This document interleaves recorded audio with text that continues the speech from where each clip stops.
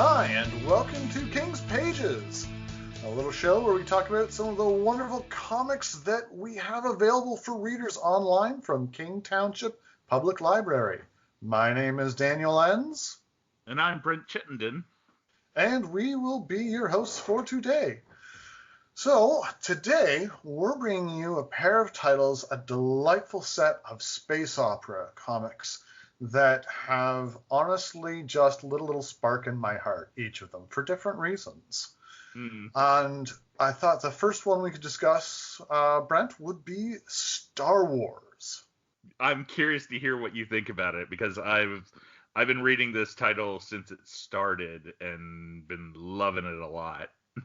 It's a great in between A New Hope and Empire Strikes Back that starts to help fill in some of the blanks. Yes. So, I loved it. I think it's a wonderful piece, a wonderful story. Specifically, the title that we're looking at is Skywalker Strikes. It's Star Wars Volume 1. But Star Wars is one of those strange little franchises where there's a lot of different things out there that don't always mesh together. A lot of long-term fans of Star Wars generally will know that there's been a lot of issues with the expanded universe stories and things that work together that don't. This is a wonderful tale that fits in using just the material from the original trilogy. And I will say, though, that the one caveat is that it really helps to know going in that is where it fits. It comes right after A New Hope. If you don't know that first page, it might take you a few pages to figure out where you are in the storyline. Once you get into it, it's a delightful story, and it really does fill that bridge between A New Hope and The Empire Strikes Back. Yeah, it's very well written. Jason Aaron is one of Marvel's premier writers at the moment. He's currently working on Avengers and a couple other books. He has a very good self-owned set of books as well that don't fit into the same range. But he just jumped onto this book, and it feels like Star Wars. You know what I mean? It really does. It does this wonderful job of taking little bits of what's already there in the Star Wars movies and doing good things with it. You see the same kinds of aliens that you have in the movies. It doesn't try and drag in an entirely new empire from the other side of space that doesn't feel like Star Wars, that trying to smash it together.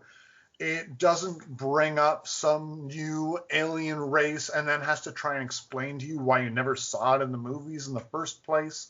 It works with what's there without making it feel like it still blurs at the edges to let you know that there's more out there in the Star Wars universe than what you've seen and what you know, but it keeps it grounded in what you already have in the movies.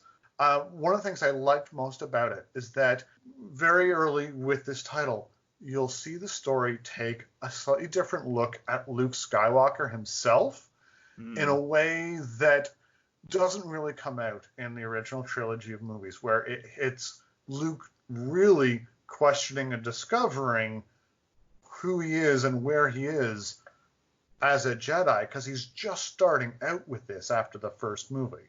This is him before he's the Jedi Knight, before he's confident. And it really takes a nice look at that side of him. It also has a lot of lovely tongue-in-cheek moments with little comments from Luke or Darth Vader, because they don't know who they are yet. Yeah. To just put on kind of like an additional sort of slight add-on, because I've been reading this book since it came out. If you like the Star Wars book, I also highly recommend reading Marvel's Darth Vader comic as well. because you don't need to read both, but they play off the events of one another really well. Like if you only read Star Wars or you only read Darth Vader, you're not missing anything. But if you're reading both, you get a bit of a bigger story to it as well. And that's So a rare thing for comics where they can brush up against each other without requiring you to dig into each other. yeah, like to give you an example, I read Star Wars for 6 to 8 months before picking up Vader at all, and I could follow what was going along independently of one another. You know what I mean? So No, I can get it. I see. It's a wonderful title. It does a wonderful job of exploring the characters and really brings them to life too. You really feel like these are the characters from the movie. They're not just faces with cardboard dialogue. mm, And it's that depth of character that really, really makes it ring true. And also, that depth of character is exactly the sort of thing that I love most about the other title we're discussing today, Saga. It is yeah. it is a space opera built on the lives of people trying to survive in a war that's far bigger than them.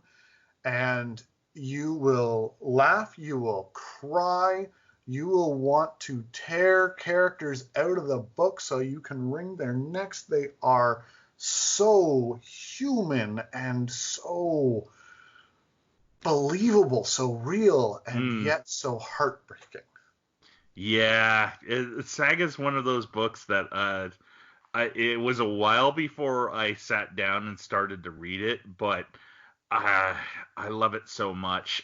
It's we should probably mention Saga is a little bit more adult oriented, so It just is. for The it Star the Star Wars comic very much fills the same sort of place that the movies do. yeah, And if you're there's laser guns and explosions, and I think a few streaks of blood on someone's face sometimes. But Saga does not shy away from some of the horrors of war and mm, from some of the horrible people you will find in places like that. It definitely is a more adult focused rating for Saga, so you should definitely be aware of that before you pick it up. It won't be for everyone for that reason, but at the same time, that's not what it's about. It's and not a story about these horrible things, it's a story about a family trying to survive, clinging to each other and love and hope in amidst this galactic war that is almost a farce in the way it has been carried on from either side and the things that are done in the name of war. yeah, I would say ultimately you're right. The story of Saga is really the story of love, but from different perspectives of different types. Like, and but it also does such a good job of everything. Like No, it the does. humor in it for me, and humor is very subjective, so this might not be for everybody. But the humor in Saga for me, just like every joke, just nails it. Lion Cat is probably one of my favorite supporting characters in the entire series. And just for listeners, it is lying as in to tell lies, not lion as in the maned feline. Yep. And the fact that it is a lying cat by name, it really hones in on the character and what they do. The premise of the book for Saga is it's told from the perspective of a child born from two soldiers, one from either side of this war. And there's a lot of narration from the child's perspective told from later on in her life, remembering back on these events. Mm. But like Star Wars, there's a cavalcade of planets and aliens and environments and things to learn about.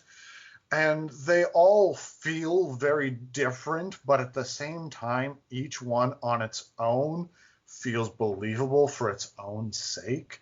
Yeah. It doesn't. And things that even might seem ridiculous the first time they show up in an image on a page, when it comes back around to it, it makes sense within the setting. So the whole thing really holds together well. It's just, it is an emotional roller coaster because it's done so well. For the listeners at home, I envy you in some ways because you get to binge through a whole bunch of books at once, whereas I had to read them as they were coming out. And now the series is currently in a little bit of a midst of a planned hiatus before they come back. But Saga has a number of volumes out already on the KTPL service. You can read both of these titles through our Hoopla app, and Saga has been going on for a while, and it is hard to wait for the next issue, the way it carries on. And I suppose in that way, in a few ways, it's very much a space Game of Thrones, where you are on the edge of your seat waiting for the next story. And part of that is because there's no telling what's going to happen to anyone. Yes, that's very true. That is a great way of explaining it. It may help to know going in that there are characters you will love and you will lose. Well, on that happy note. Either way, both of these are wonderful titles to read. Wonderful space romping tales that are really founded on the characters. Star Wars, Skywalker Strikes, and Saga, wonderful titles. Check them out. We're coming to you now from King Township Public Library. If you've stumbled across us from somewhere else in the world, then please check out what is available from your own public library. They're likely to have these titles and others. Check them out, and by all means, hope to see you here again soon. Thanks for listening, and thanks for all the fish. Thank you for listening to King's Pages. Theme music provided by purpleplanet.com.